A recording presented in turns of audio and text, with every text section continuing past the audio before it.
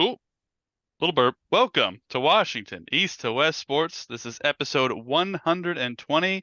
I am Matt Beatty, joined alongside, as usual, by Sean Beatty and Kevin Ardall. If you want to get involved in the show, go ahead and tweet at us. I'm at Beatty_Matt. Sean is at NastyBilly22. Kevin is at C2Believe, SEA2Believe on X or Twitter. Subscribe to us on YouTube. Tell us what you think about the topics we talked about in the comments below.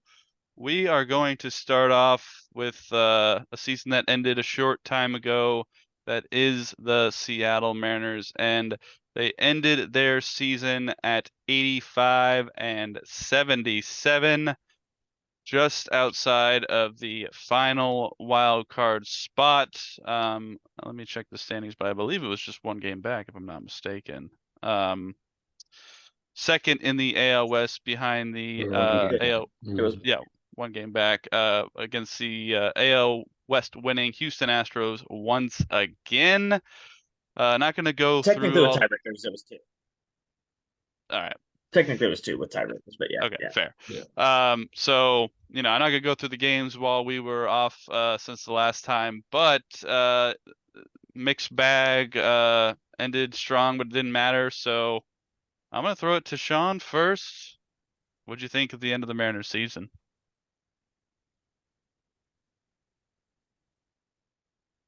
They didn't make it, so no bueno. They finished really strong, but it wasn't strong enough because they dug themselves a big hole because they started super good and then just were like this third worst team in baseball for 2 months. And if you were just anything less than the third worst team in baseball, you're in the playoffs. Remember that game where we lost to the Royals? We're up 8-0. If we win that game, we're in the playoffs right now. The Royals are not in Baltimore, but we weren't. So yeah, it's just it's disappointing. Obviously, I don't think there's any other word to describe it other than disappointing. It was fun that me and Matthew went to a game, Park in the Park, and that was the one game they lost all weekend. Fantastic. But yeah, it was yeah, rough way to end the season. And unfortunately, even after that game, you kind of knew even weeks before that it was kind of over. They still got as hot as you could be, and it still wasn't quite. So yeah, sucks. Just sucks. Kevin, what do you think? Yeah, I think it's awesomely bad. It's not good. This pitching staff deserves better. Like you essentially have one of the top, if not the top, starting rotations in baseball, and they're not in the playoffs right now. And pitching wins championships. They need to do something to either change the stadium, batter's eye. Uh, you have I mean, Cal Raleigh set the record for catcher in the first 4 years with home runs. He also led the AL in stolen Ks too. So you have a good defensive catcher plus a crazy rotation. Like that's literally the resume for winning championship or winning playoffs. But our bats decided not to do anything for, like Sean said, about 2 months. Yeah, roughly about 2 months. We just decided to just suck butt. And you can't do that. You have to be consistent. You have to earn your paycheck, and they did not. So, um, I mean, how many? Honestly, I just want to go into that locker room with them and be like, "You guys felt this feeling last year. Like, how many more times do you guys want to feel this feeling? Maybe just play moderate good baseball and not like look at the leaders like Julio and stuff. Like, you guys can't suck balls for 2 months, period." I think I told a buddy of ours in a chat that we're in. Cal was like, he was really sad after the season ended, even though they won the last game, and he's talking about, hey, you could smile more, which whatever. You shouldn't say that, but like, it was more of like, I was like, Cal can be upset outwardly towards like GMs getting rid of Scott, all that other stuff. All the other Mariners in the locker room, that are like big contributors need just a mirror. It's your fault. Like it is. It just it like the Julios, the JPs, the Mitch Garvers, the Jorge Polanco's. You're supposed to be better than this, and you were not better than this. And we didn't need you to be a lot better than this. We were up by one game. We needed to hold on with the 8-0 lead, and we're in the playoffs. And you just couldn't do barely a little bit more. That's all it needed to be. It wasn't like Kevin's saying, like, you didn't need a lot. You just needed a little bit. And all of you need a mirror because all of you were not good enough. And your Cal Raleigh played great for what he's doing is fantastic. He had a good Cal Raleigh season. All 4 of them had very subpar seasons for them. I'm not saying like I didn't expect you to be superstars, but you just had to be close to what you were, what you could capable of doing, and you were not, and it is your fault. So like I don't want to hear like JP like bummed about Scott being fired. I'm like, it's you, like you did it. You cost him his job. Julio cost him his job. Like you guys weren't good enough. You guys are capable of being good enough, and you weren't good enough. Yep. What it was. Yep, pretty much. Yeah, I mean, certainly players deserve a lot of blame. I think it kind of goes up and down the organization as well. Yeah, I'm just saying. Obviously the players have the direct impact on the results of those games and how they go and making the playoffs and stuff like that. But at the same time, I'm sure everybody in that organization should, like Sean said, hold a mirror up and look and see, what can I do better? How can I get better? GM, how can I assess talent better? Coaches need to figure out how they can put players in better positions to, get that extra strikeout or get that clutch base hit to bring in runs. So it's not a one person thing. Obviously, there are a lot of different aspects you could point to individually for individuals screwing up, and it just, as Mariners fans, like it's become commonplace, unfortunately. Even though we had that, drought broken 2 years ago, it's back to the same old, same old. So it's kind of frustrating. I've been watching baseball off and on since September because I've just been kind of disappointed in them. It's just been disappointed because of where they were and how they got to the point where they were in September to just be, on the cusp, but not quite. And I never believed that they would get to the playoffs. And that sucks because baseball, it's a sport where you can almost never be out of it if you've got power hitters and players who can be in the moment and perform clutch. It's just I never felt the Mariners were even going to be in a chance to make the playoffs in September, and it's kind of sad that that the I was gonna confidence say was so far in down. September. Yeah. September, I was like, yeah, when I they mean, had a 10-game lead, and you had to think they were going to probably. I mean, absolutely, but as we all know, and we'll get to with other sports, like it's a long season. You can't just sit on your laurels and say, okay, we got a 10-game lead in May, like we can cruise. Like that's just not going to happen. You Like just other can't teams are be not as going to bad let as it the White happen. Sox. You just can't be as bad as the White Sox for 2 months, Yeah. and that's what they did, and they let everybody back in. Yeah. They let So everybody back it's just like, hopefully this team really looks in the mirror in the off season and tries to figure some things out because Service was the fall guy this year, but next year it could be a lot more who are gone if they don't perform. So let's move into what the Mariners should do in the off season since they are now in their off season. Kevin, I'm going to throw it to you. Like, what do you think this team? And of course, I'm sure we're going to hear some of the cliches: spend money, get free agents. But outside of the stuff that we know is obvious, like, uh, you know, what do you want this team to do in the offseason? I need the players to secretly route their money to have John Stanton kidnapped and disappeared. That's essentially is what we need now. Yeah, That's extreme, but I kind of he needs I'm not to opposed to it necessarily. Of course, he needs to sell the team. We've already talked about them fixing the stadium. But like free agency wise, yeah, should they go get stuff? Yes.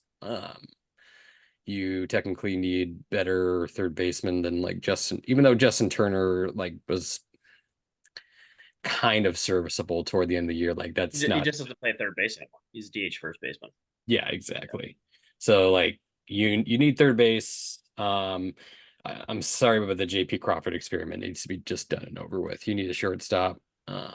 Because you just can't rely on him. Like, yeah, sure, he's got good defensive skills and his bat can get hot from time to time, but he gets injured way too often, and you just can't rely on that, to be honest. I think Polanco, you give another shot to, and you just tell him to stop being an idiot and bat the way he's supposed to bat. Be like, you're a legit second baseman in major leagues. Like, act like it. Like, I think you get rid of Garver, like, and just try to find something better piece wise. And we'll kind of go over some names here in a little bit. I mean, sure, would I want the Juan Soto thing? Yeah, I would love to bring Juan Soto in, but I know, as we've already talked about, there's better teams you could go to and probably make a lot more money.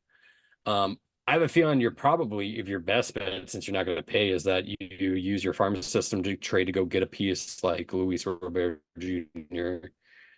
And a guy that you can sign that's signed a contract for quite a long time and make a big splash and get yourself a nice big batting piece, essentially, even though that's the only bad part about Luis Robert is that he gets hurt. So trading some farm pieces to go improve this lineup is probably a good idea.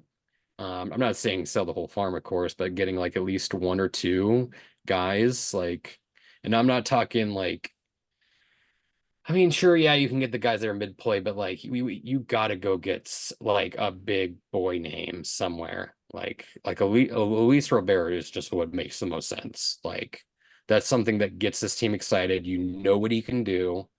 Like, he's crushed bombs in this field, even in the shit field before.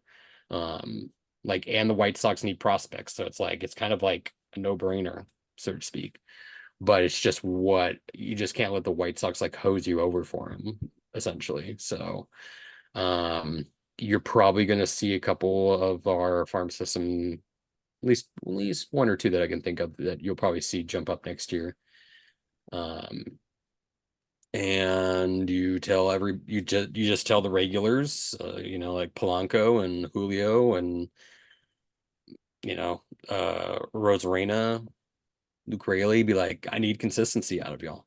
Like, I need to see it. Like, we can't have like just like a sign rule. Be like, there needs to be like a thing on the board in the locker room. Be like, if you have a slump for more than a week and a half, everybody on the team gets to kick you in the balls. Like, I mean, you got to put Do the they get to wear a cup or do they have to go cup nope, off for that? no cup. Okay. Okay. Nope, That's no cup. whew, man. Just swift kick. Just put the fear in. Honestly, sometimes that's what you got to do. You got to put the fear in God in people, and then shit shows up. Like, yeah. Of course, all joking aside, but like we got to figure out. Hopefully, I have a feeling they're going to retain Dan Wilson and Edgar, which sounds like it's a good thing. So, I mean, the numbers went up. But like I said, we don't want to go based off small serving sizes. We've been burned by that in the past. But like I said, I do like Dan Wilson. I do like Edgar. I mean, Edgar's a Hall of Famer for a reason. Dan Wilson's a beast. So hopefully they can kind of turn around within next year, but we shall see. Sean, what do you think? Okay, so honestly, the move. First one is what Kevin said. I don't know if Dan Wilson really matters, but I think Edgar Martinez has been talked about a bunch. But you're gonna have to. Edgar does not want to be the full time hitting coach. He's done it once and then stopped, and then Mary's basically got to beg him to do it. I write that man a check for whatever he wants because there's no cap against coaches or whatever. But unfortunately, as Ryan Dibbs reported, that the Mariners are notoriously, or no, Adam Jude, I think, has reported that the Mariners are notoriously cheap on their coaches for some reason. So I don't know if that's going to change, but that's what needs to happen. You need to pay Edgar Martinez because regardless of a small sample size or not, which I agree with Kevin, it probably is. If the players like him and they think it's showing results, it doesn't hurt because what you had before wasn't working. So you have to do that. You have to retain Edgar at least, and you have to fix some of the stadium things, like make the batter's eye a little better, help the pitchers out a little bit or hitters out a little bit. Doesn't matter a ton, just a little bit, get them there. And then as it comes to the other stuff, I think to Kevin's point, I know the cliche of not spending money, but like I think I wouldn't go after Luis Robert because your outfield's set with Victor Robles, Radio Rosarina, and Julio Rodriguez. You're fine with that. Now, if you could get a Juan Soto, then you figure out the outfield later. Don't care, Juan Soto's playing outfield. Like if Juan Soto's like, hey, I'll come, but I gotta play outfield, like sure, whatever, someone else can leave. Like you'll cross that bridge if it ever happens. But like the one that's been linked the most is Pete Alonso at first base for the Mariners. That's been linked a couple times. Problem is, like I'm looking at his numbers, good hitter, just a less good Mitch Garver, current WRC plus than coming into this year, and it's like the same age. You'll be 30 the same time. Like, I'm just like looks like Mitch Garver 2.0, but like, and that's why I'm kind of just like at a certain point you got to keep pulling the trigger, and hopefully it works. As for realistic options, I don't know if even Pete Alonso is one of them. As weird as it sounds, Mitch Haniger, Dunzo. You got to be done with him. Cut him. Do whatever you got to do. Jorge Polanco, to Kevin's point, I think worst case scenario, as I hate it, I don't think Mitch Garver could be as bad next year as he is this year. Same with Jorge Polanco. They're too much of a track record. I think it's a 1-year blip. You bring them both back. You say, fine. Mitch Garver has a 2-year deal, so you have to cut him. But Jorge Polanco has like a $10 million option. I say you pick it up, and to Kevin's point, you have a DH and a second base. Your top 2 prospects in baseball, your highest closest prospects are a second base and a backup catcher / DH. And if Mitch Garver can't figure it out, Jorge Polanco can't figure it out, well, guess what? You get on a phone call with Cole Young, who's a futures game starter. You call him up. Boom. He's an all-star of the AA minor league team. Boom. You go up. You call him up. Guess what? Mitch Garver's not cutting out. Hey, let's give Kyle Raleigh a break too. Let's call it Harry Ford. He's our DH too. Like you've got the 2 guys in the 2 positions that if they work out and you don't have to worry about it, then that's great because they're working out and hitting. Like it's fantastic. If it doesn't work out, you have guys that are going to take their job. And then you don't have to pay them beyond this year. That's it anyways. So they suck for 2 months. You don't have to pay them anymore after that. You could sit them and never play them again or cut them or whatever you're going to do. Because you have guys to come take their spot. But because that's my only option because to Kevin's point, I don't know if they will spend the money to actually fill those roster spots with viable pieces like a Pete Alonso. So I think that's kind of the route you're going to have to go. The one I don't really want, and I'm very, very against it, is third baseman Alex Bregman. And it has nothing to do with him being an Astros or anything. His numbers are like, I'm going to plummet in Seattle written all over them. Because he is a Crawford box maniac. It's all of his home runs barely over the wall in Crawford box in Houston. And they're all going to be flouts to like short of the warning track in Seattle. He's going to have no power, nothing. It's going to be a mess. It's going to be a mess. Please don't do it. I know we need a third baseman, but please not Alex Bregman because you're going to overpay for him. His profile does not fit Seattle. It will not work. Like, please don't do that. But like, yeah, to Matthew, sign Edgar Martinez. Ideally, sign Edgar Martinez to stay. If you keep Dan Wilson's fine. Again, like you said, Matthew, Scott being fired was just like a figurehead. Who cares? I don't think he really affected it too much because, like you said, the players made most of the decisions and it was them just not producing that made this thing happen. So Dan Wilson, whatever, fine. But Edgar Martinez is clearly Julio's talked about it. JP has talked about it, how like, oh, these guys are like, Edgar's like letting us be more free and stuff like that. They've talked in great deals. I'm like, fine, keep him, leave him there. But you're gonna have to spend a little bit of money. I don't need like Juan Soto, Ohtani, $700 million. But you gotta get like a Pete Alonso, like someone with a little oomph that he could play first base, play DH, ideally. And then to Kevin, I agree to your point of like JP might not be the future. I just don't know of another option at the moment. And he just needs to be better than this year. Could he be like a 90 WRC plus hitter? I'll take it. Not ideal, but like there's just nothing else out there that I want to spend. And you have like 4 prospects that are all shortstops that are like coming up in the next 2 years. I'm like, you let the 4 of them figure it out. Let the 4 of those beasts. 3 of the 4 of them are in the top 100. Like one will probably work out. So like just let the 4 of them fight it out against each other, and then that's your next shortstop. But like I agree with you, Kevin. I don't know. I don't trust JP a ton, but I just simply don't know if like spending $20 million on Willie Adames, or Gleyber Torres to switch over to shortstop is like really a world I want. And I just would rather hope that JP, on the contract we already have him on, turns it up just a little bit more. I think it's more realistic.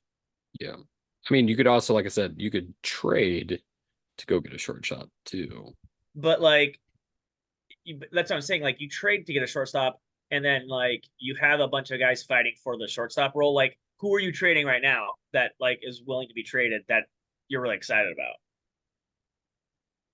I mean, at shortstop, I'd have to look and see. Like, But I don't like middle infielders that are good and controllable. Those are going to cost you like George Kirby is what it's going to cost you. And I'm like, I'm not doing that. Like, so, I, like, I don't, yeah, I don't know if it's really worth going after that route of a middle infielder because no one has them. And the other ones that are like Bobby Witt, Gunnar Henderson,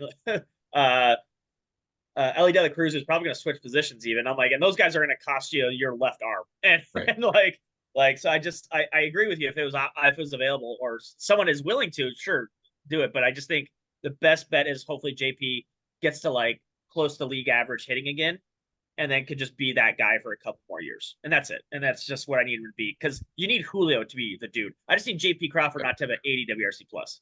You can't be doing that. Can you get to like 95? That's fine. Slightly below average. That's like, I don't need you to be a bandbox guy with a 120 like you were 2 years ago. I need Julio to be the dude a little bit better. Or just be like second half Julio. I don't need you to go like nuts, but just, get hotter a little sooner than like 3 months of the season. Right. Like things like that. So that's what I want. Spend a little bit of money, get one, maybe two, get one Pete Alonso and another guy to play maybe third base. And then just, you got to have to probably keep your two guys you got and then fix some outfield and keep Edgar Martinez. Yeah, I would like two things. One, based on Mariners history, I don't see a free agent signing with the Mariners. So I'm just gonna eliminate that as a possibility altogether for whatever reason, whether it's a big free agent. Just whether it's not enough money, whether it's don't like Seattle, they don't think they compete, whatever. So I'm not even gonna like put that out there. What I would like them to do is pay the guys they have that they want to keep. Pay your George Kirby's, pay your Logan Gilberts, pay your Cal Rowleys. Please spend on the guys that Mariners fans love having here in that uniform. Because at the very least, if we suck or we come up short, at least we'll get to watch some players that we like to watch in a Mariners uniform. So I think two of the three guys you mentioned are Boris agents, unfortunately, though. That's not going to happen. So we'll see. But I would like them to spend some money on the guys they have and retain some of these players that are fan favorites and legitimate question for you. Put fans legitimate question. Sign Cal Raleigh. Cal Raleigh has 4 more years on his deal. What do you sign him to? What do you mean, like lengthen? Yeah, like how many more years do you give him then? Because amount, it's depending on arbitration or whatever. But like, because I'm like, how do I want to extend a 30-year-old catcher like 6 more years? Like that seems like a huge mistake. But do I give him like a 2 more year extension? Catchers fall off very easily. Yeah, I don't know. I feel like I'd like him in Seattle for at least another 5 to 7 years. 5 to 7 years. So what I say is he's got 4 years. He'll be 30. What I would say is I don't know what the arbitration number is going to be for a catcher. Let's say it's like $15 million. Let's say it's $15 million over the course of his 4 years of arbitration, because obviously it goes up as you go. I just say like, hey Cal, you're projected over the next 4 years due to arbitration averages to make $15 million a year. I want to sign you first. I'll sign you 2 more years. So make it you'll be in Seattle for 6 years total, add 2 years to it, and it'll make it 17 across the board. How about that? We'll give you a little bump on what you'd make in arbitration, but I'll give you two more years at 17 also for those 2 years, and we're through age 32. I think that is a reasonable thing, but his agent. But I just think that like everyone's like sign Cal Raleigh. I'm like he's gonna be 30 when he's a free agent, guys. Like I'm not signing him for 8 years. Like everyone's like, give him 8 years. I'm like let's chill. Like catchers fall off a lot. I want to ensure that he is in a Mariners uniform for his better years, and it seems like we're entering that at this point. And he's got 4 more years still. Yeah, I want to keep him happy. Is what I want. I don't want him to hopefully be a trade target if we blow it up or whatever. I think it's probably gonna be more of the pitchers who you have to worry about that. Like and tank, it's gonna be the Gilberts and the Kirby. Gilbert and Kirby. Like I don't want to see those guys walk. They are great pitchers. They enjoy being in Seattle. I want them here for as long as possible if it works out for the player. I mean, let's I want the player to get their money and hopefully it's in Seattle. So one thing I want is for them to pay the guys that they have and keep some players here.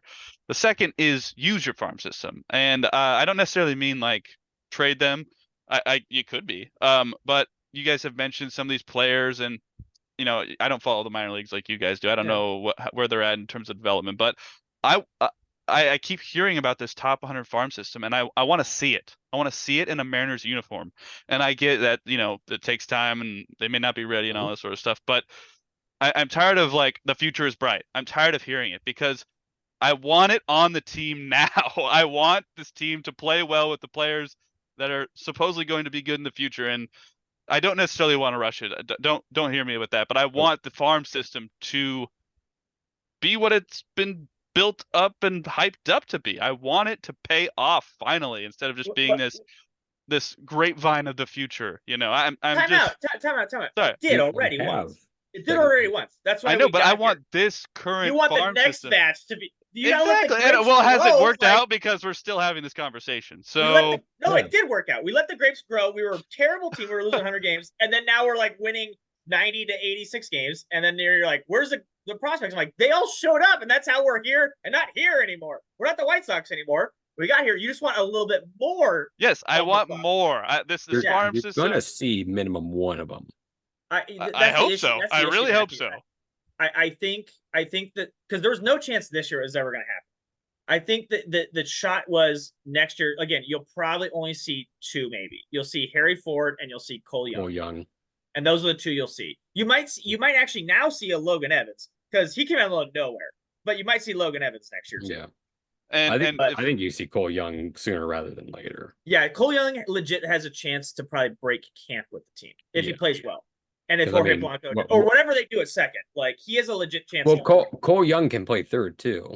Like but he's technically a shortstop. But so shortstop to second is an easy transition for somebody. But yeah. So and also that would I'm not necessarily not saying trade some of these players because if we have such a good farm system, let's get something back for guys that we don't have room for in the future anyway. So we build a farm system to trade it basically. So let's do it. If both of those things happen, that sounds great. But I hope it produces results next year. I hope it most of the guys like Kevin's guy Laz and Michael Arroyo, they're not 20 yet. Like you can't call them up. Like you know what I mean? Like you gotta be real. I mean, you could. I'm not saying it would be the greatest idea, but you could. We could talk about the prospects transition to that because that's one here too. Yeah, like Laz just got named the first team all minor league this year. One of the 3 best outfielders in all the minor leagues. But again, he's not ready. You gotta let him sit a little bit. So if he starts out the way he did last season, I mean, there is a shot you could see Laz. No, he will start in high A, and he's not jumping a 20-year-old from like high A to majors in 1 year. I don't think. Well, I mean, if he starts hot again for like the first month and it's just I think he goes to Arkansas. He'll go to Double A. He'll go to Double A first, and then there's a chance if he's hot all year he ends in Triple A. But I don't think they want to rush him. Now, and again, he could go not even hot. Just he could go nuclear, and anything can happen. He led RBIs out of all major league. And Michael Arroyo, again, another kid, was second team all minor league for. He's the second best shortstop in all the minor leagues. So, like, these kids are coming, and that doesn't include Cole Emerson, who everyone's like, that might be the best Mariners prospect. But, like, they just got drafted out of high school last year. So, like, we got to, like, I get it, Matthew. And I'm all excited for seeing them, but, like, these are people who can't drink in the United States yet. like they are a little young. They're a little young. I mean, fair, but that doesn't mean that they can't play at this level. I understand how the development doesn't process, necessarily. It doesn't necerily, but the track record of those people being successful is Garrett Cole throwing heat at you at 19 years old is a different matter than a you don't want to Mike Zunino them essentially. Don't Mike Zunino. I don't even know. We'll see. Mike Zunino played in college. I don't know if I believe in college players being rushed because there's a different gap, and it's definitely like there's a difference between going from high school and 2 years later facing Garrett Cole. There's a big difference with that. So these guys really need to, because Mike Zunino played 3 years of D1 powerhouse college baseball. He saw like pitchers who were pitching in the major leagues 2 years later. Like Cole Emerson was playing in like against people like us 2 years ago. And then now you're like, hey, I need to see him in the majors. I need to see how he faces Justin Verlander. And I'm like, give the kid a second to breathe. Like, and he was hurt for a little bit this year. Like, I get want to see him, but like, there is a gap there with the high school draft picks. Like, it's a lot. It's a lot Yeah, to take in. I understand, and every sport's different with expectations for younger players and stuff like that. I understand that. I want to see the farm system pay off in some sort of way in this offseason, whether it's trading a few of them to get something back for now, or sometime next season they come up. Obviously, I'm not a development person. You guys know more about this than I do, but I want to see something. I want to see something. I want to see some sort of fruits of that farm system labor. That's what I would like to see. You could see 3 guys this year come up, possibly. I mean, if Harry Ford might take a little longer because catchers take you got to learn the staff, you got to learn receiving pitches, everything. It might take him a little longer. But Logan Evans was almost being rushed halfway through the season, and Cole Young again, middle infield. So those are the 2 guys I think you could really see with Harry Ford being a possible third next year. So I mean, 3 guys on a major league team from the minor leagues with some hype behind them. All 3 top 100 guys. So I mean, we got a minute left. that's Any other something. prospects? Any other prospects?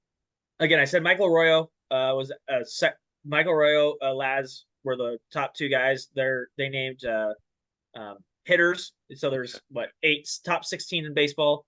2 Mariners were on too it. young too. What's up?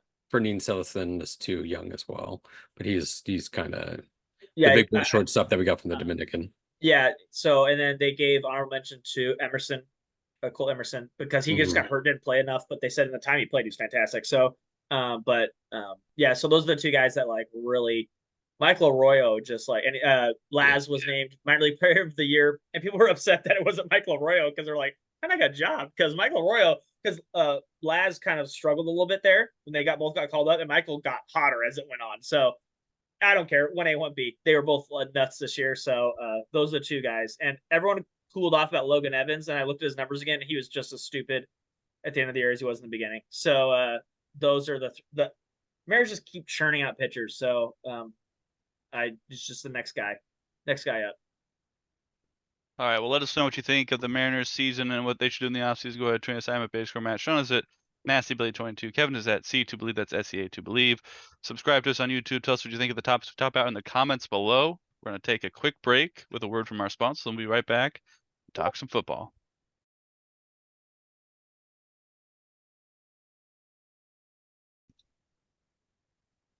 Welcome back to Washington East to West Sports. Thank you so much to our advertisers and sponsors.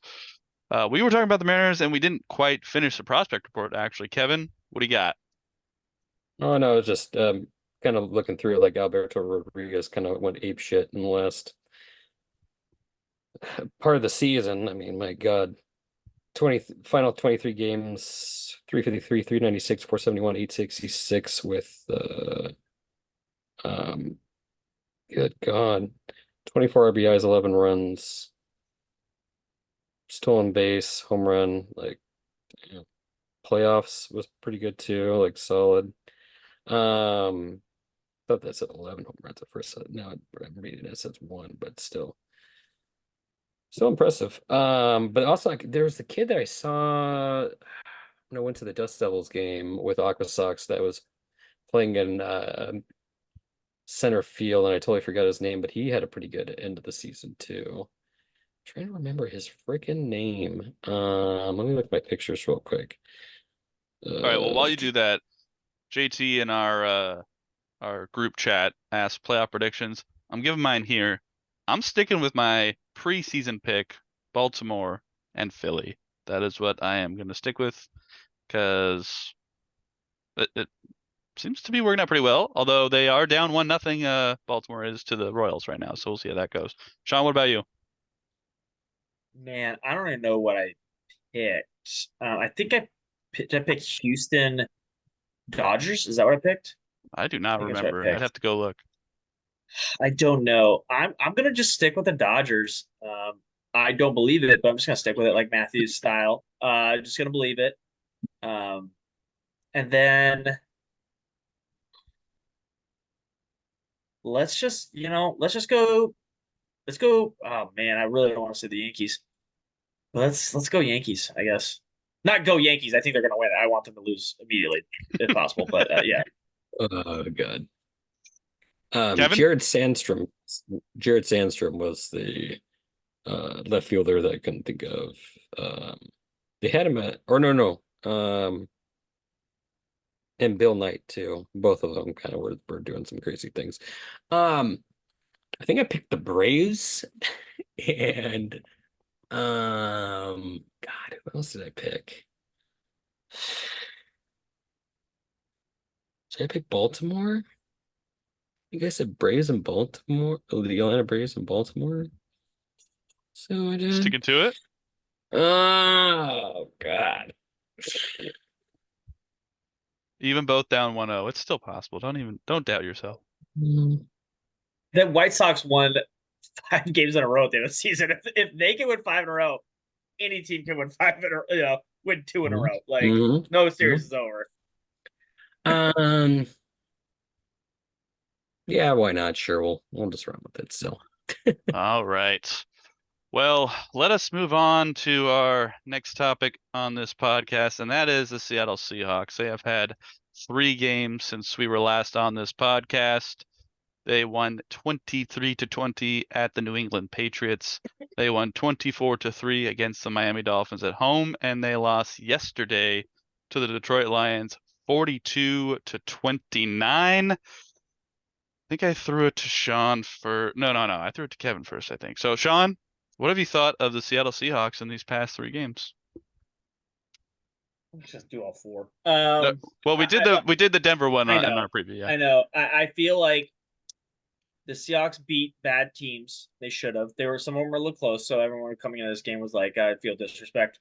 Who you play does matter. I mean, it's a gauge of how well you are against bad teams, and they played 2 bad teams pretty close and let them hang around, and then they played the Dolphins, which, as we saw against the Titans, that is not an NFL quarterback that they have back there. Any one of the three. So beating them was good, and you're supposed to, but it's still not an NFL team. I don't think. You played the Lions, and it was a closer game than I think 29-42 says. The advanced numbers support that. Seahawks did some dumb things and weren't fortunate from the refs, and that's kind of the gap there. I would say all things neutralized, dumb things, and the refs. Lions probably still win, but um, the loss made me more confident in the team than the wins did. If that makes sense, I get a better gauge of who this team is in that game versus against Skylar Thompson. You know what I mean, or a Bo Nix. Like I don't care what you look like against those guys. Those guys don't matter. Against Ben Johnson led offense, it does matter. And it didn't look good, but we'll get to the point of why it didn't look good later. You missed 6 of your 11 starters on defense. Turns out it matters a little bit. I won't say it'd be like we're gonna shut them out if all 6 show up, but they're not gonna give up 42. Is that a hot take? They're not gonna give up 42 if they play them again next time. I don't know if it's a hot take, but I It's believe fair in to the say. defensive players.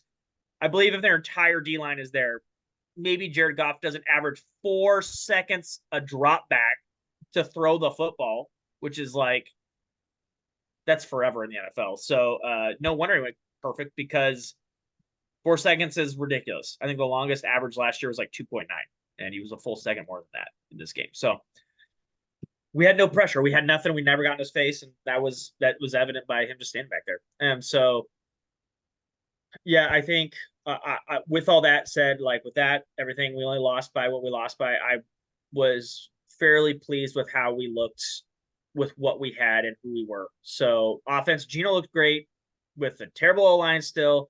The Lions pass rush can get after you. And I was like, hey, they put up 30 basically on them.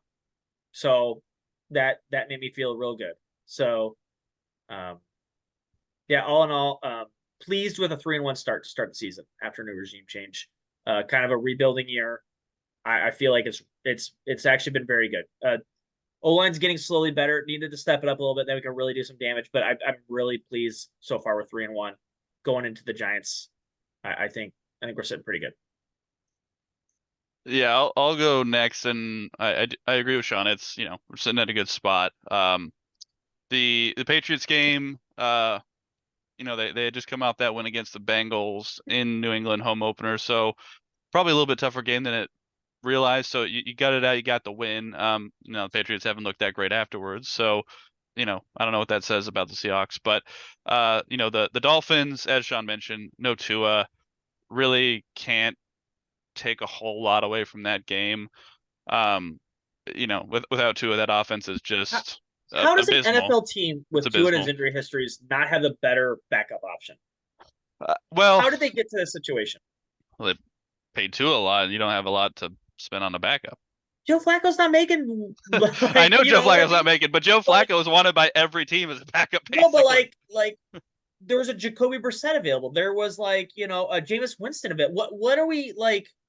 Andy Dalton was available. Like what are we doing with a Skylar Thompson and a Tim Boyle? Like what are you had a guy who's had like 4 concussions. You have to plan a little better than this, right?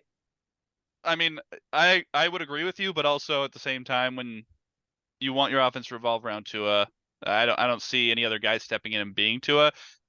In regards to Tua, I really hope he retires. I gotta be honest, like Well, it's just it's too that's many what I'm head saying. The injuries. guy's But one hit from not even just like getting hurt, from like retiring, and your yeah, backup is Skylar Thompson, and yeah, hope to sign Scoop off Henley off of the waiver wire. Like that's the plan you guys had. Like it's one thing if it's like Mahomes, and like oh Mahomes goes down, we're screwed. Obviously, I get that, or Josh Allen, but your guy keeps getting hurt for like 3 years, and you're like, let's hope it works out this year. Like I don't.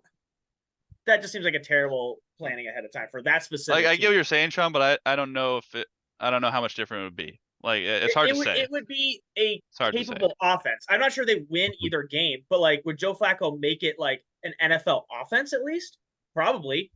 Like I'm not Yeah, saying like you're sure. gonna go into Seattle and beat them or win the game there, but like could you make it a game? Or maybe even sneak one of them out against Tennessee, who's not very good. Probably, maybe, but like you're just like punting every time he gets hurt, basically on the season. Basically, it feels like, and I'm like, you don't have to punt the season if Tua's hurt. Like, I'm just like, you don't have to. Yeah. And then in the game yesterday, you know, overall I thought the offense looked pretty solid. They outgained him. They had more first downs. Like Gino had a career day. Just a couple mistakes to try and go tit for tat with this team, and then they just got behind and couldn't catch up. I like the offense a lot more under Ryan Grubb than I do Shane Waldron. I think that Yeah, he utilizes the talents of the individual players more than Shane did. And I like the use of motion, especially pre-snap, because it's very telling. I think the biggest example was that DK almost touchdown, which as a fantasy owner that hurt me greatly. But um, that where he has Kenneth Walker roll motion out to the right side, to the right of DK, you could tell it's man coverage, single safety over the top, and it was just a perfect throw by Gino. So I like the way that Grubb utilizes each player's talent and the way that Gino is seeing the field. Gino's playing great. Like you got to hand it to the guy. Like he is playing great, and bar a DK fumble, and the refs.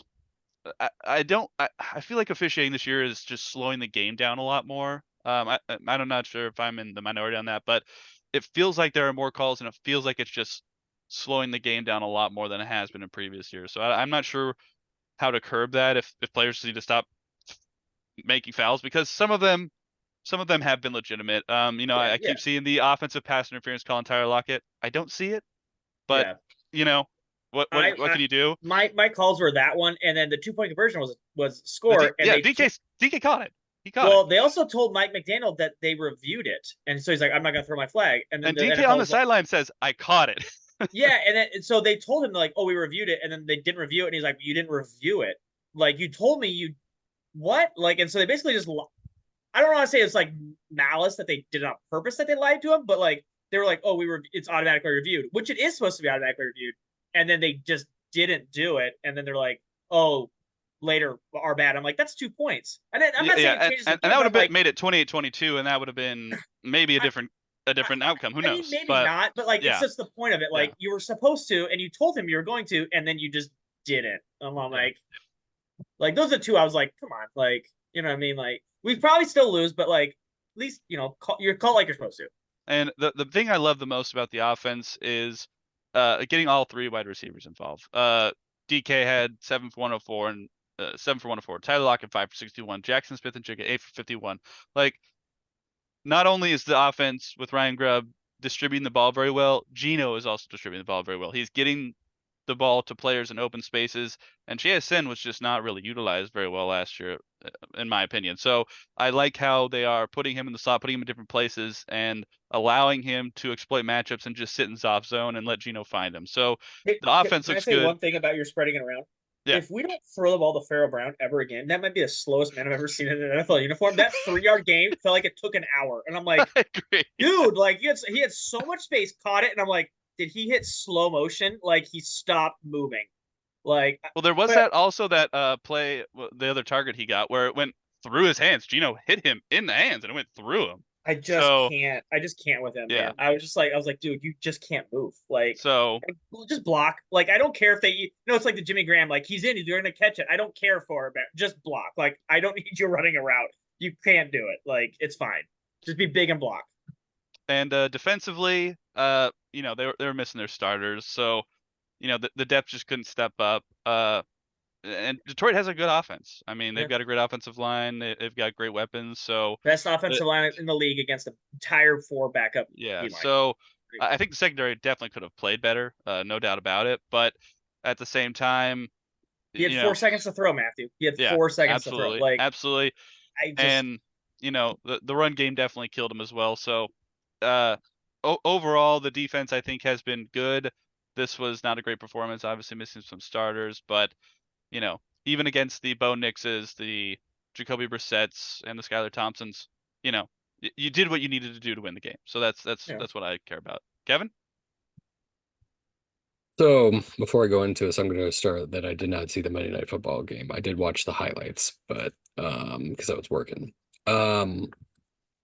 The Patriots game, I was a little bit more disappointed in them than probably most because essentially they're going to run the ball, and we kind of I mean, now Rondé Stevenson is or Ramondre Stevenson is a good back. He is. I mean, he's a big boy back, but like you make him you stack the box and you make Jacoby Brissett do things, which for a while with Hunter Henry was, they were doing that, but like they were a very simplistic offense, and we kind of made them look more of a more dynamic offense than we probably should have.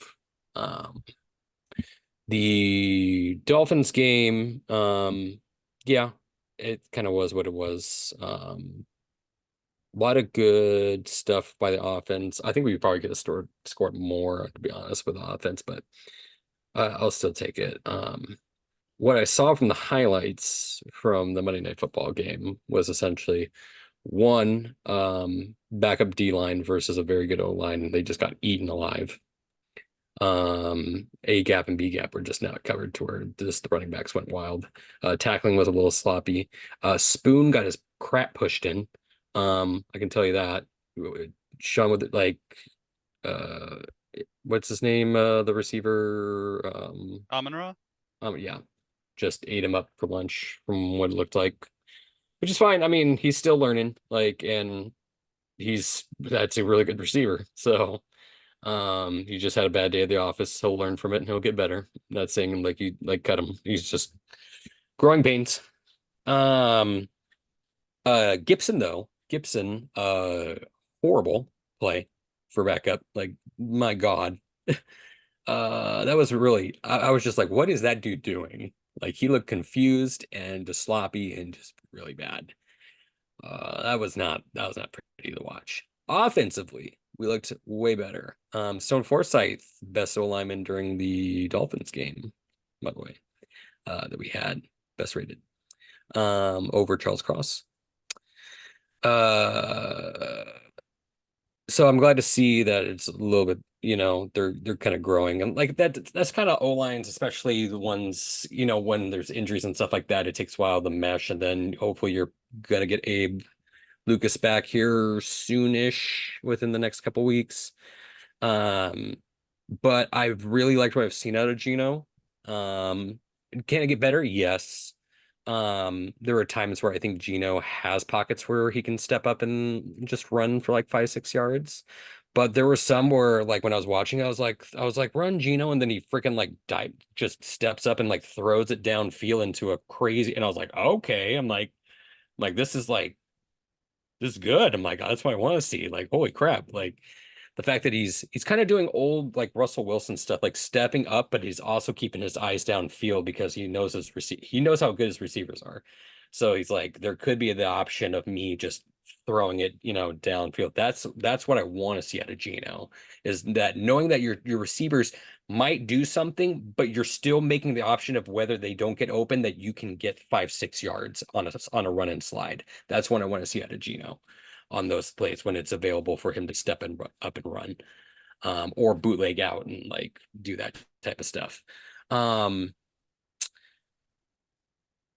like all of his throws have been, honestly, now, like I said, I didn't watch the whole game, but what I can kind of see is that if that DK fumble doesn't happen, like that's more of a game than what. Yeah. It's way closer. Like that was like a really big turning of the tide, was the DK fumble. I think the highlights kind of like really did just like disserviced it, because it was like super quick, and then I was like, oh, did he fumble or not? And then they're like, and now it's Giants ball, and his first down. Was like, I would like to see a replay of the fumble. I'm like, that would have been cool, just to kind of, because it was like super bam bam, and I'm like, okay, I would like to see that again. But so the whole thing is you're talking about the refs. It sounds like the refs were being poopy, but it was just I think kind it of evened those out. two plays. It was those two plays that were like directly like Tyler Egregious Lockett to the Seahawks. was Yeah. not OPI, and that was just they should have reviewed it. They just were supposed to. And I saw the play. I don't know if you saw it, Kevin, in your highlights, but where DK is basically getting tackled as he's trying to catch the ball in the end zone. yes. I mean, I heard about that one. I didn't see it. I was putting the kids to bed. There needs to be.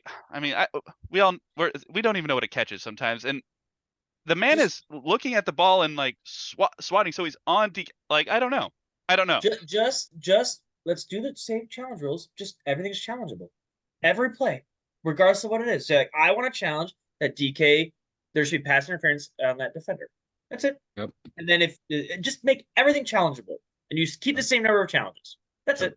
Yeah. We'll come back to the catch thing at some point, because I want to ask you guys a question. But Kim, but all in all, like I like from what I'm seeing, because I was telling friends of ours this, like my brother, because he was like, my brother's kind of new to football, but he's just like, well, the Seahawks are 3-0. I'm like, well, the Seahawks haven't really played a contender, and I was like, you'll kind of get a gist of it when they played Detroit, because I was like, that's a big boy offense, and I'm like, defensively they're solid, but like honestly, like I said, I feel like if that DK fumble's not there, like we're in that game. Like it was kind of like, it felt like one of the other games where like it could go either way, like down to the wire type deal.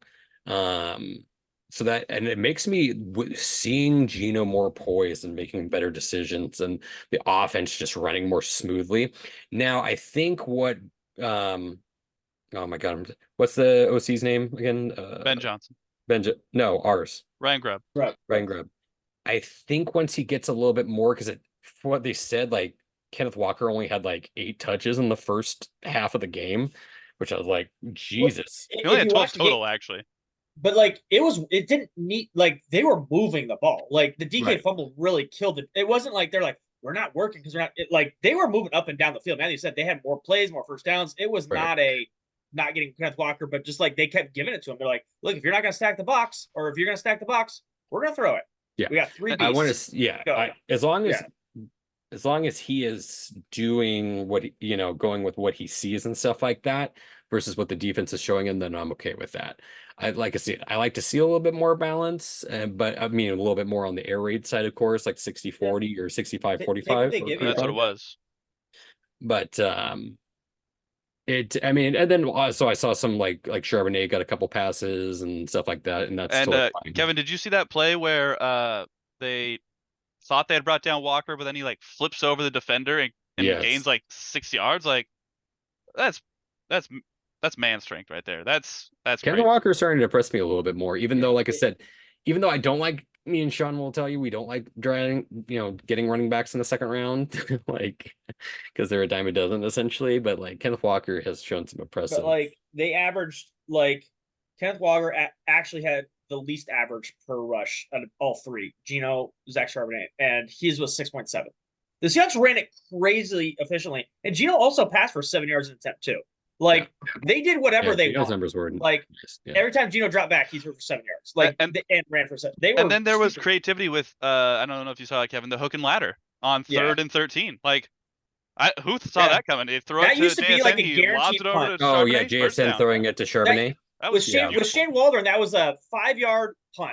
Yeah. And I'm like, hey, look, he did one on it was second and long, and he did a Laviska Shenault like screen that worked, and they got a first down. I saw that. I was like, oh my gosh, like no, like Seahawks offense. Everyone's like complaining about Kevin Walker. I'm like, this offense is going great, guys. We've given up 40 points. I think Geno. They had where they went to on the goal line and threw about 4 times, and it like they all of a sudden I did not have to touch the game. They're running the ball, getting in the end zone.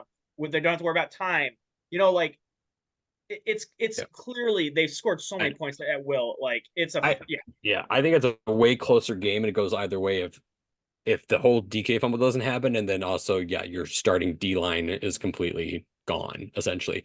I will say I was impressed by the Derek Hall like man slam just with one hand on Jared Goff. I was just like, I'm like, he just pawed that Jared Goff to the ground. I'm like, okay, with one hand. Also, I did not know about the rule about no horse collar while they're in the pocket. I didn't know that because he just reaches over and grabs him and just pulls him down, and just like, whoa.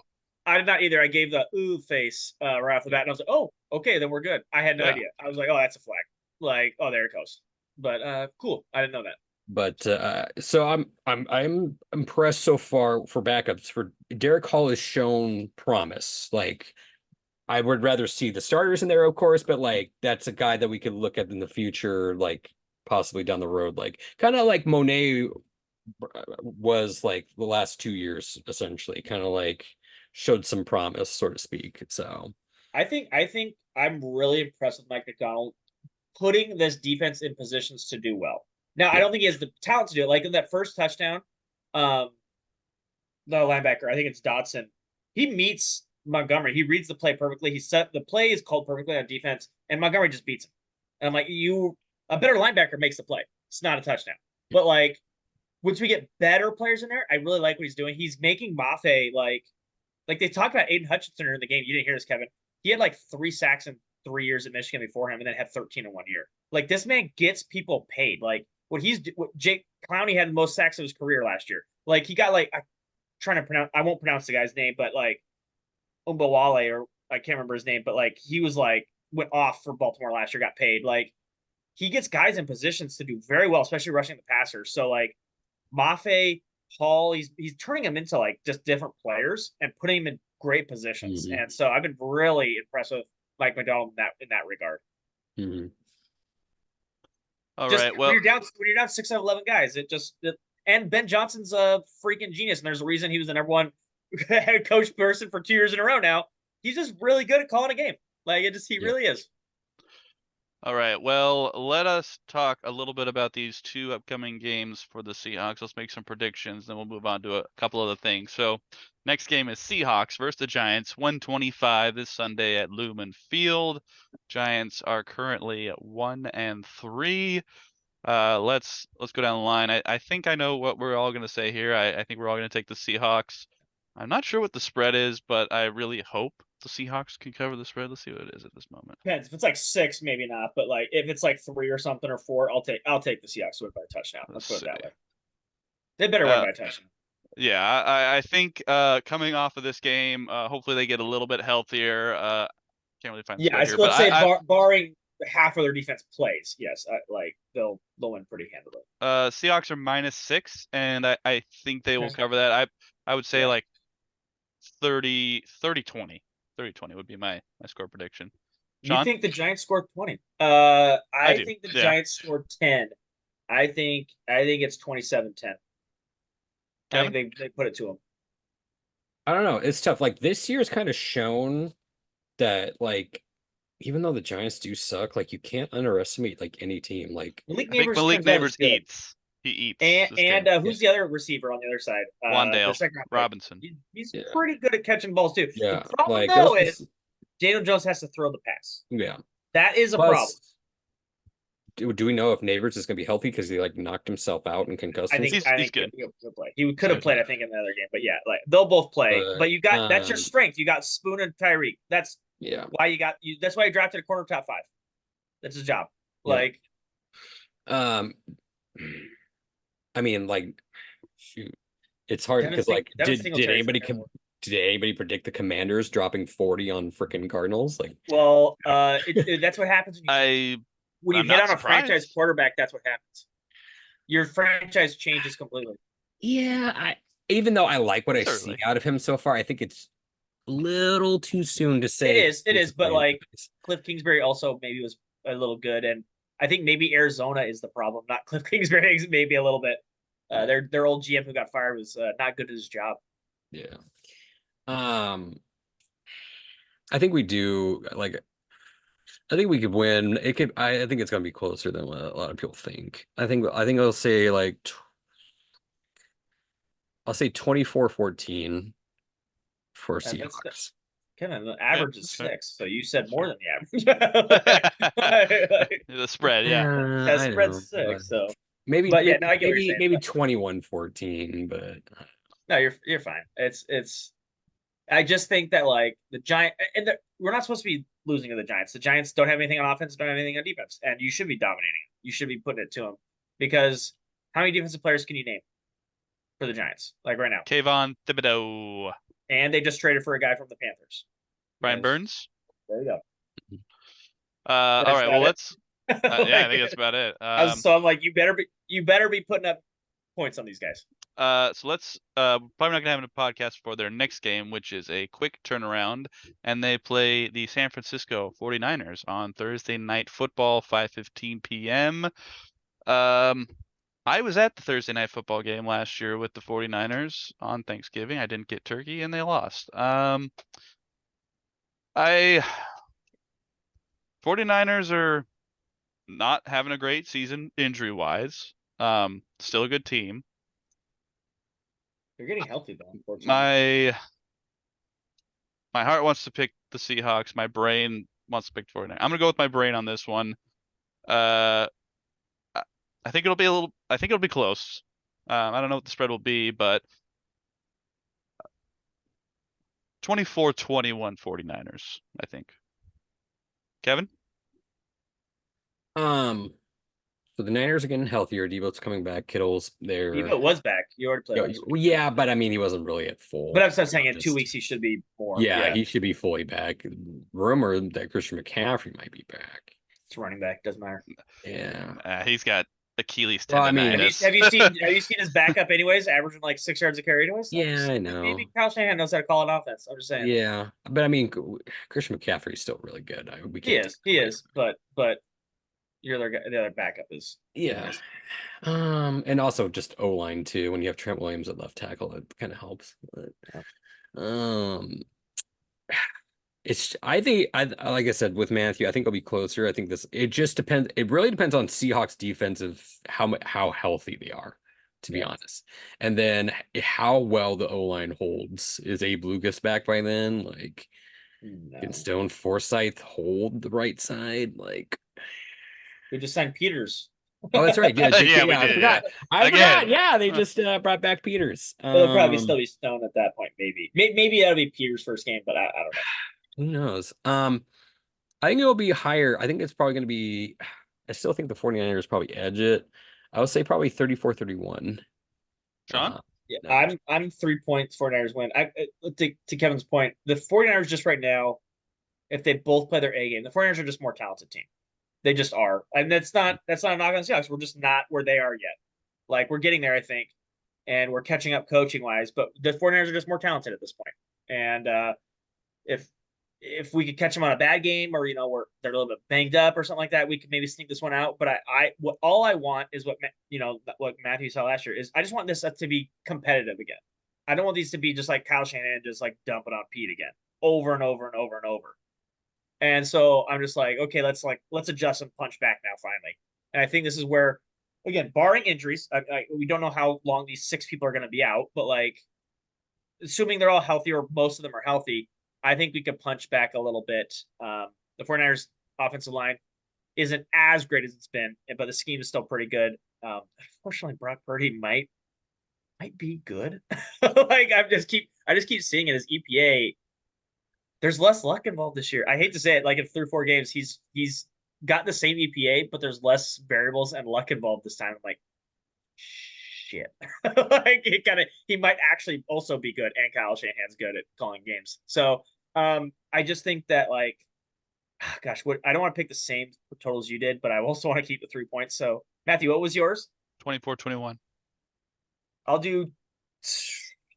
I gotta find a 24-27 49ers, I guess. Yeah. All right.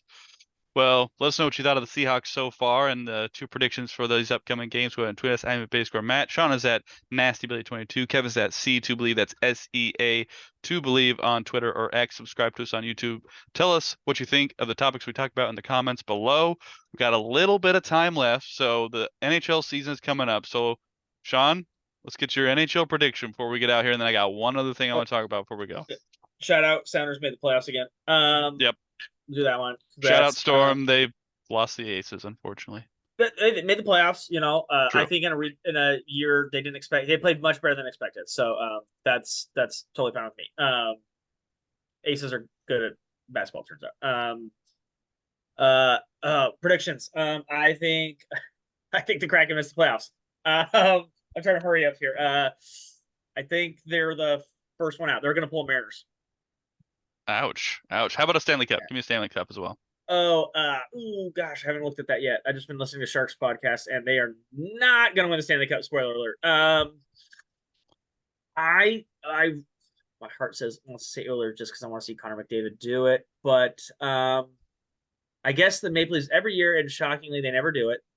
I gotta find East team.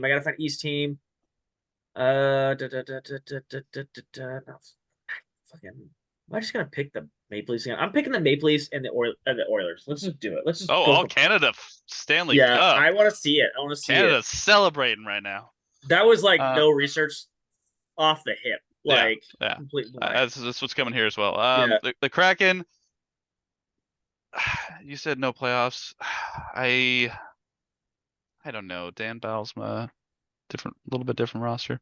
More talent. I think they'll be. I think. Yeah. I mean, first. Screw it. You said they're not making it. I'm saying they're making it. They're going to be one of the wild card teams. And then in terms of the Stanley Cup, I think I'm gonna have to go. I've been debating between Dallas and Edmonton. I think I'm gonna take Dallas on this one in the Western Conference. That was my other. After I made my pick, I was actually said Dallas. And then in the East, Florida's still pretty good.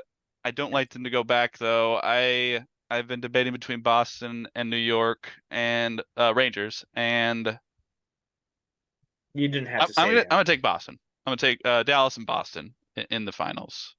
How many points do you think the Kraken get? I say 90. I'm gonna say 97. 97. That would have missed the playoffs. Yeah, just barely. Okay. Just barely. Okay. All right. Okay. One last thing before we go. So I don't know if you guys saw the Miami Virginia Tech game a couple weeks ago, or no, I think it was last week actually. So Miami Virginia Tech throws a Hail Mary at the end of the game. I saw the play. Yeah. You saw the play. Okay. Well, I'm gonna bring it up here real quick. Yeah. And I showed this to Lauren because I was just curious what she thought. Kind of more of a neutral viewpoint, not really a whole lot of sports. Yeah. So Kevin, I don't know if you saw this play as well, but this is the end of the game right here where who catches this ball? That's what I asked her. Who caught it? And she goes, no one? I don't know. Looks like 12 is pinning it to his chest. That's kind of what it looks like. It's also not done yet either. Yeah. And so like right there, does he have it? Like so they ruled on the field, Kevin, a touchdown, and then they went and reversed it, as you can see here. And so I kind of want to do based on her thoughts on this, I kind of want to do like I feel like football should have each team gets to call out one redo for a play. And it's because like that play, like there's no clear indication of who caught it. Like I watched it a bunch of times and you could, I could go either way. So that's why there's that all inconclusive evidence. You can't overturn it. So what if in football, if it's a play that's kind of controversial, each team gets a no. We want to redo the down, like just one more. Like the What do you Des think? caught it play, like you just Yeah, redo it. yeah. What do you guys think? The PI, I'm fine with that. Okay. And no one can do anything about it. You can't. What if? So okay, so time out. Yeah. Can I Be like fun, pretend wouldn't like it? Magic the Gathering this? I'm like, I want to challenge that, and then I want to redo it. And the guy's like, no, I unchallenge it. It stays, and I Ooh. use my challenge to cancel out your challenge. Ooh. Ooh. Counterspell. Yeah, Yeah, exactly. absolutely. Come on. No, I think that I'm defeats the kind whole of purpose. I think you should just be allowed. It has to be just allowed one each time. But like, that's I'm not. interesting. I'm not opposed to it. I'm not Okay. opposed to it. Now Because can I sub out players? It's just like a whole new play. Just yeah, everything's new. whole new It play. stays Whole new same play. same situation. Just we're Yep. doing the play again. What if the Okay. primary coach in response drops a spell to where he can't be the target of spells or abilities? Yeah. What if the planeswalker Whoa. comes in and then Whoa. can I target the planeswalker if he with my new ability? Like, yeah, I how does that work?